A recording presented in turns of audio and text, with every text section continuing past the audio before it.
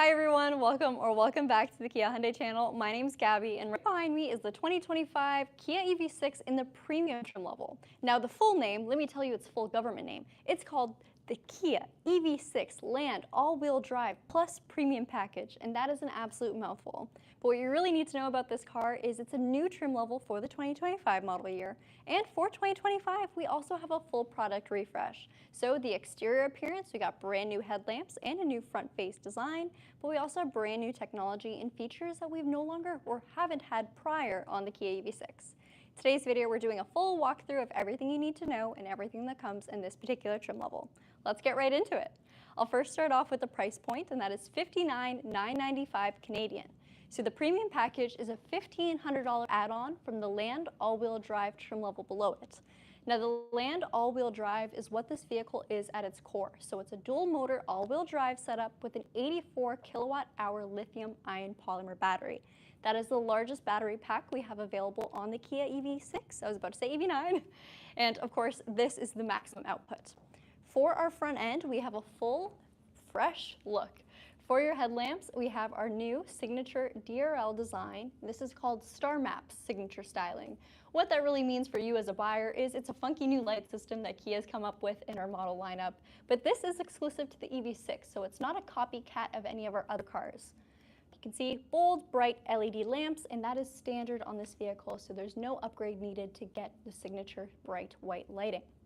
Now for the main headlamp, everything is positioned into this one unit, so there's no separate beams anywhere else, and it's a projector style. So when you are driving, the light beam is focused on where you need it, minimizing the need for additional fog lamps or separate lamps on the front end of your car.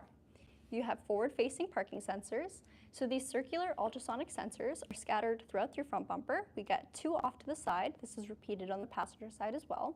And then 2 more so placed in the center. Now this will again send you an indication inside the cabin via an audible alert when you do get too close to something like another car ahead of you or a garage door.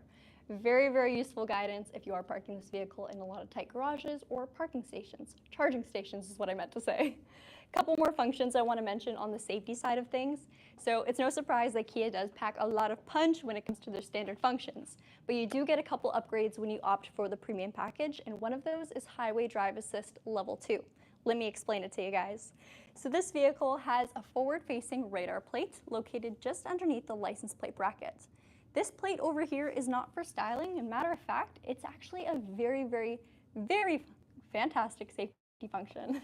So with this system, it essentially has the all-wheel drive, not the all-wheel drive, the navigation unit inside the car has a radar detection for the vehicle ahead of you. So if you're getting too close to the car ahead of you, the smart cruise control turns on your highway drive assist to slow your vehicle down all the way up until stop-and-go traffic conditions. Once things get moving again, so will your car, and it does have the capability of doing automated lane changes. So this is different than your standard smart cruise control because it knows the speed limit of the road that you're on, if there's any bends in the road, and acts accordingly, all while keeping a safe distance from the car ahead of you. So it's not a full self-drive, but it's pretty close. You do still have to keep your hands on the wheel and, of course, pay attention. In terms of styling, we have a few touches of gloss black in your upper grille area, then on the lower portion of the vehicle surrounding that radar plate and off to our side, more gloss black touch. Now towards our wheels, and then we'll take a look under the hood. Surprise, there's no engine over there. We have these 20-inch alloys that are exclusive to the premium package trim level. So none of the other trims will have this particular design, and I have to be honest, I'm a big fan of symmetry and sharp lines. I think this wheel, it takes its pick as my favorite across the EV6 lineup. Your tire is a Continental all-season tire, and of course you do have dual motor all-wheel drive with this vehicle. Now I think it's time to pop the hood and we'll talk specs. Usually under the hood is when we talk about, horsepower and torque on gasoline vehicles.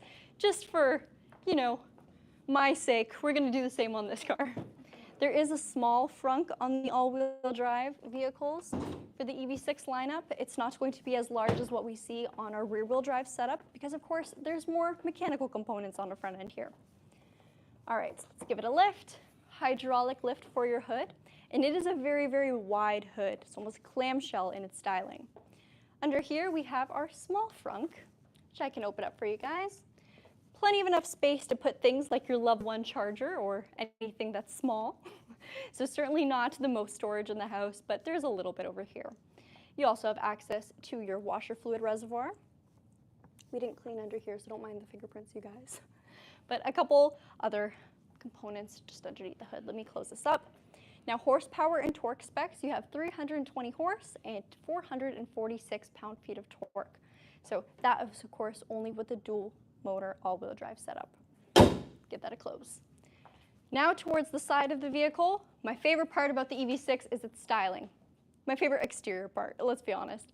Styling-wise, this vehicle looks small on camera. It looks small in its brochures. Once you hop in, there is so much space.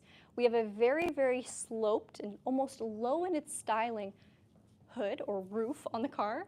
And then towards the rear, we get a fastback-like style back end. Small spoiler along the rear with a gloss black finish that perfectly transitions into the tail lamps of the car. Now, your tail lamps are a mix of LEDs and regular bulbs, and you get a nice dark satin chrome pipe throughout the bottom. That expands all the way across the rear end of the vehicle, widening the styling lines, giving this car a lot of road presence. This car is super sporty, even if you're not getting the GT line or even the full GT trim level. Doesn't matter what you get, the EV6 just looks really good. For your brake lights, they're positioned lower on the vehicle's rear end. So this will be your reverse light. Sorry, I said brake light, but reverse lights. Then of course your brake lights are at a perfectly visible eye level. This also transitions for your turn signal indicators. So everything is in line with the drivers behind you. There's nothing positioned too low or out of sight. Along the rear, you still have those ultrasonic parking sensors, which are exceptionally handy in city driving, day-to-day life conditions. And here is another huge upgrade. So the Premium is your introductory trim level to a smart power liftgate. That, of course, will open up the rear on itself, on its own, either by pressing the button on the back or by using your key fob or simply walking up to the rear end.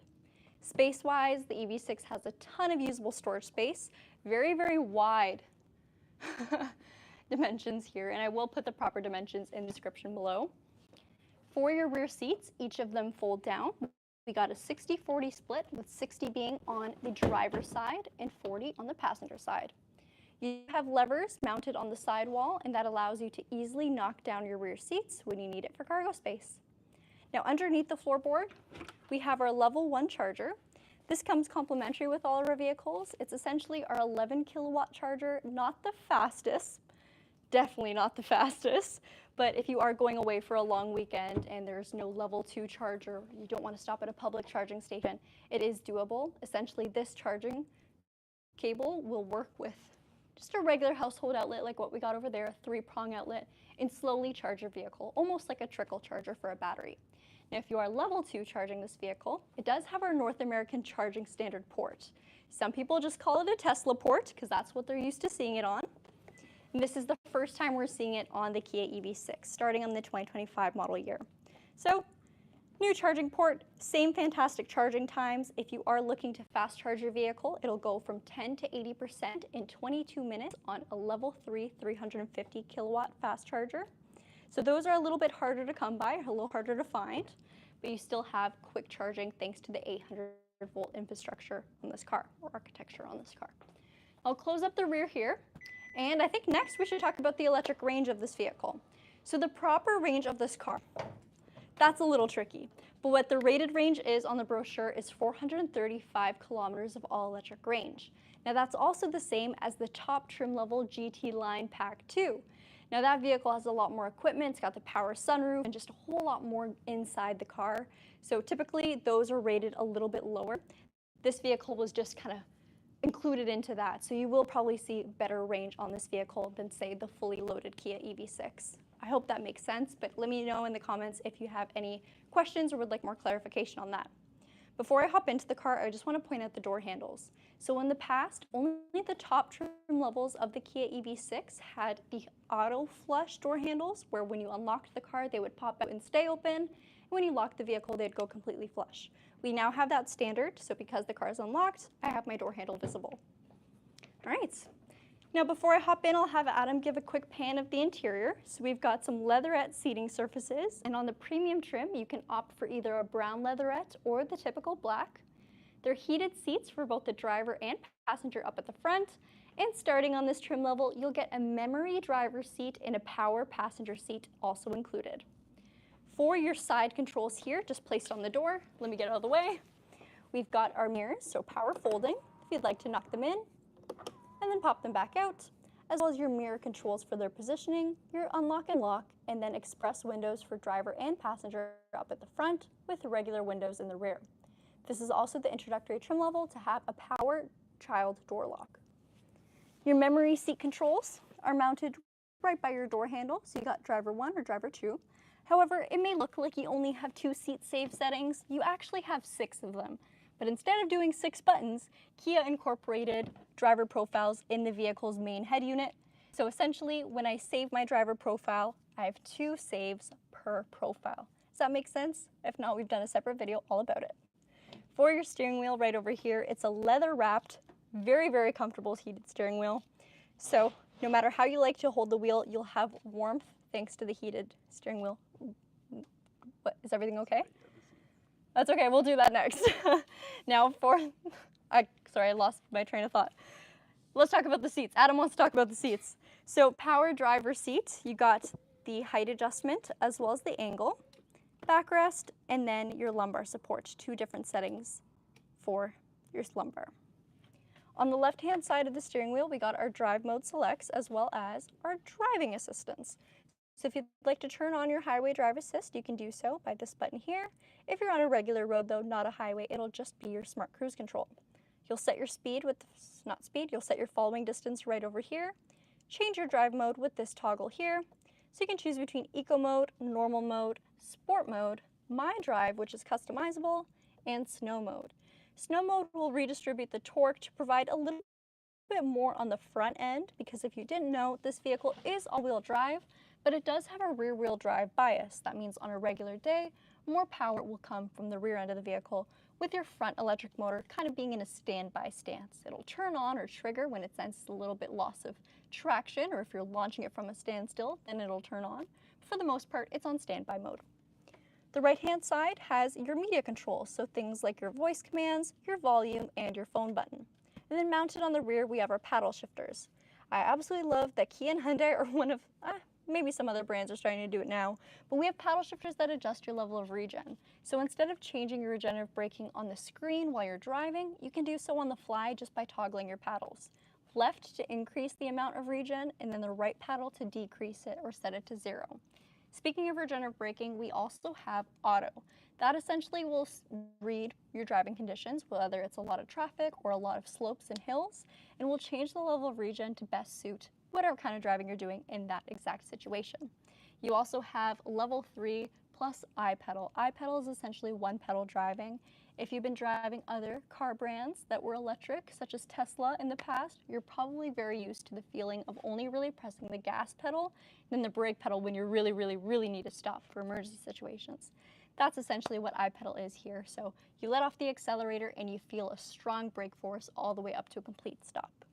All right, I'll now have Adam join me on the passenger side, and I'll point out the fact that this trim level, again, is the introductory trim to a power passenger seat. I'll show you the controls when Adam gets over. All right, so as I reach over, you see we have the bottom of the seat adjustment, so I can move it closer to the dash. I can also raise it or tilt it. Then you got your backrest and 2-way lumbar support for the passenger.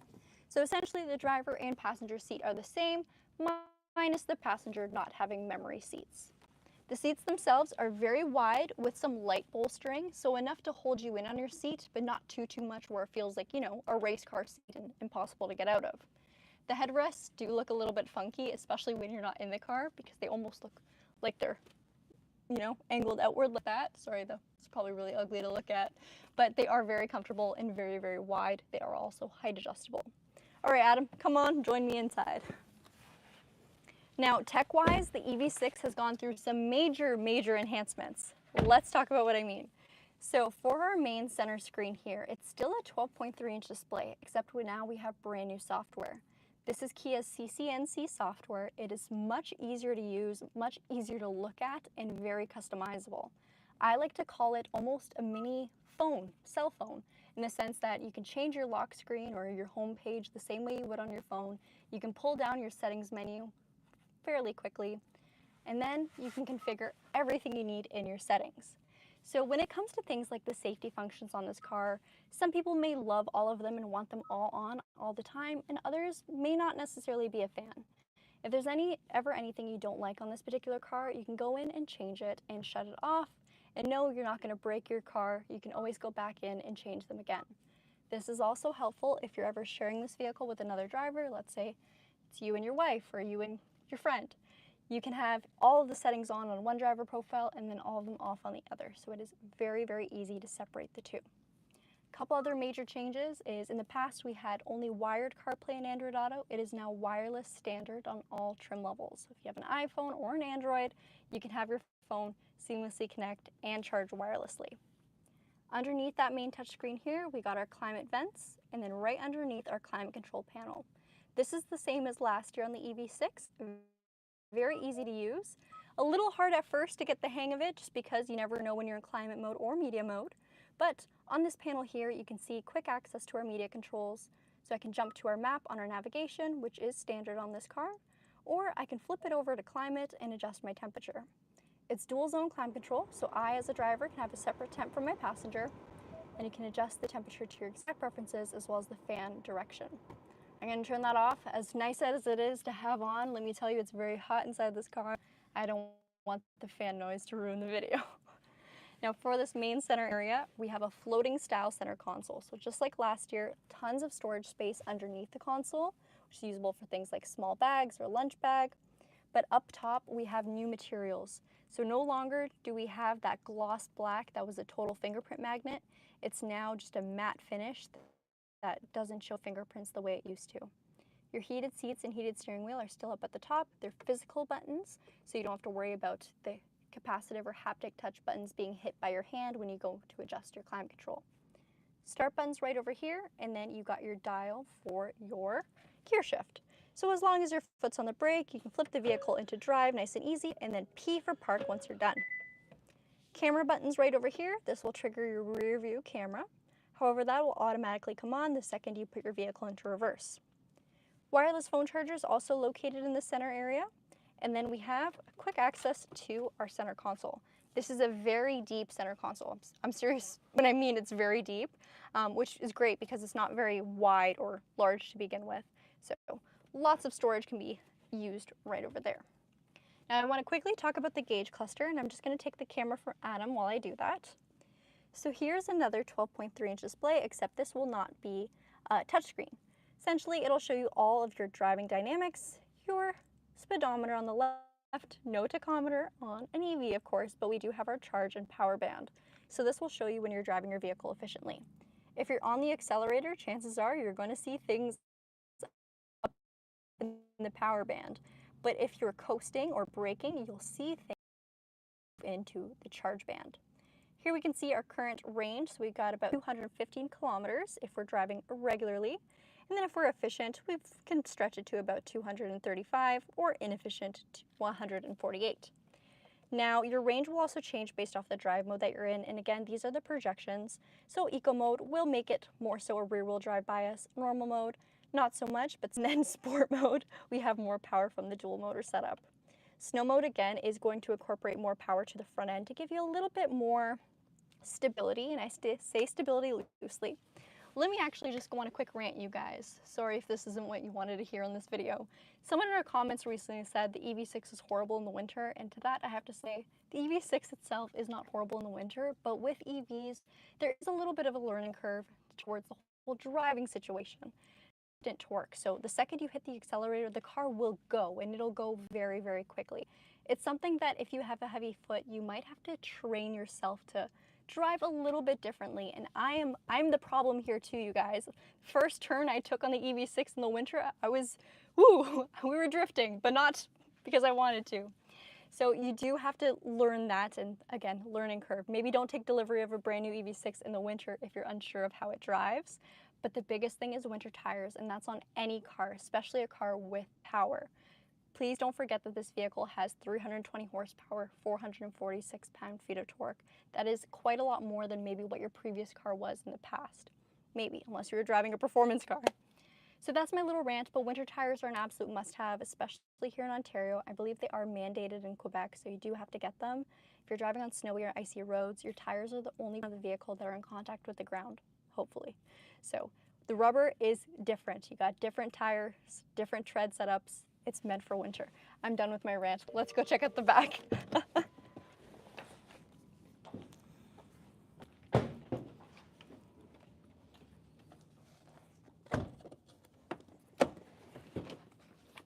All right, so for the rear here, the EV6 is built on our EGMP, which is our Electric Global Modular Platform. Essentially what that means, it's built almost like a skateboard. You got a completely flat bottom, and then we got our wheels. So that is essentially where our batteries are laid out. It's completely on the ground, and it is flat.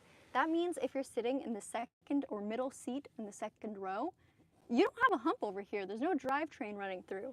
So space-wise, we have a lot of room to work with. The main seats themselves are fairly wide, so I've got a lot of room around me. And do you remember how on the exterior I said the roof looks like it's really low? It looks like it, but headroom-wise, we've got a lot, so it's not confined in here by any means. I do think them using this lighter headliner material also gives the illusion of more space as well. It doesn't feel as confined. Window-wise, you got a very wide, tall window. Of course, power controls when the car's on, so that's always nice. And then in the very center, we have our armrest and cup holder. This actually flips down, so if you just want to use it for storage, you certainly can. And then bring it right back up. I will sit in the middle seat just to show you guys what space is like. And again, we don't have that hump in the very center, so my legs are not elevated. I have complete room around me. Mounted on the backs of the seats, we've got USB-Cs built in. We've also got our storage pockets. So these are same plastic material that we have in the backings of the seats, making them very easy to wipe down, and more privacy, so they're not that mesh style. Now for vents, we don't have vents mounted onto the back of the center console. Instead, they're actually pillar mounted. So this is actually a little bit more favorable for your rear passengers because the airflow is more so on their body and less so on the knees of the person sitting in the middle. So just a little bit better air control back here. Now I think that's it for my general overview of the EV6. Curious to see what you guys have to say, so let's go answer some questions. All right, and I did want to talk about airbags. This vehicle has 9 airbags. Forward collision avoidance assistance is standard, so that essentially will warn you if there's a risk of a collision and apply brake force to avoid a collision. That works with pedestrians, other vehicles, and of course cyclists. You have blind spot detection on the EV6 and blind spot collision avoidance. So if the car senses there's a risk of crash between your car and the vehicle in your blind spot, it can evade it by giving opposing brake force, pulling you back into your originating lane. Again, a couple big changes for the premium package will largely be the Highway Drive Assist Level 2. We do get HDA or Highway Drive Assist standard on this car, but in this trim level, it transforms to also include automated lane changes. All right, now let's answer some questions. Okay, I don't have my typical setup today, so maybe that's why I'm a little bit all over the place, but it's good to see a lot of you guys on right now. Flip the camera. Thanks, Adam. All right, let's see what you guys have to say. And I didn't intend on matching today's vehicle. It just so happened to work out that way.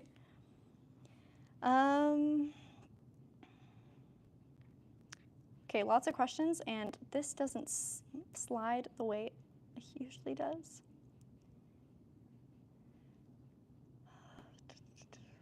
This trim is where memory seats start. Thank you, Ryan, for answering some of the questions in the chat.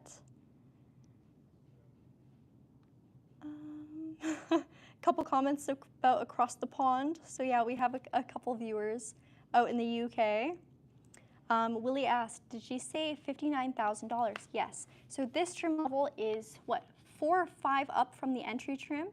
It is priced at $59,995 Canadian, and it's a $1,500 add-on from the Land all-wheel drive. So if all-wheel drive is a must-have for you and your EV6, you can spend $58,495 and get this exact car minus some of the luxuries like the memory seats or the power lift gate or the advanced highway drive assist.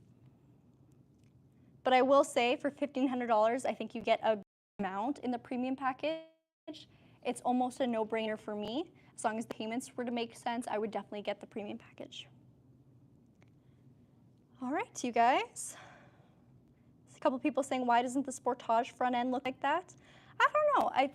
There are quite a few car manufacturers that put the same front end on all of their cars, and Kia does kind of do that with some of our vehicles. If you take a look at the EV9 and the K4 and the Carnival and the Sorento, they kind of all have that same front end look, so it's nice to see something a little bit different. But yeah, I'm happy the EV6 unique, you know what I mean? Someone asked about the tax rebate on... Oh, yeah, so no more rebate on our electric vehicles, here in Ontario at least. Manitoba still has the $4,000 rebate. Yeah, so a few provinces still have their provincial rebates, but in Ontario we only had the federal, and we no longer get that.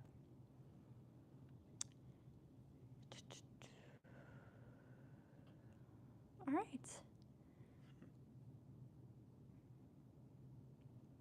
I don't know. I don't see too many other questions, you guys. So I want to say thank you so much for watching. I hope this video was helpful if you are in the market for the EV6, or if you're just curious to see what's in it. Please leave a like if you haven't already. It's free to do so, and it really helps out the channel. And sorry, there's just one question that I really want to answer. It was Adele asking, any idea where the land comes from? So I'm assuming this is just based off what I see and how they name their cars. Land typically means all-wheel drive, so maybe they just mean land as in it's attached to the land, it's got the all-wheel drive system, it's like gripping the land. But I don't know, it's just marketing. In my opinion, Kia, if you guys are watching, the names are getting a little too long. It's getting hard for me to remember them. So if you want to shorten that up, I mean, I'd like it, but no, it's basically what you need to know is this is the premium trim level of the EV6. Okay, bye you guys. Thank you for watching.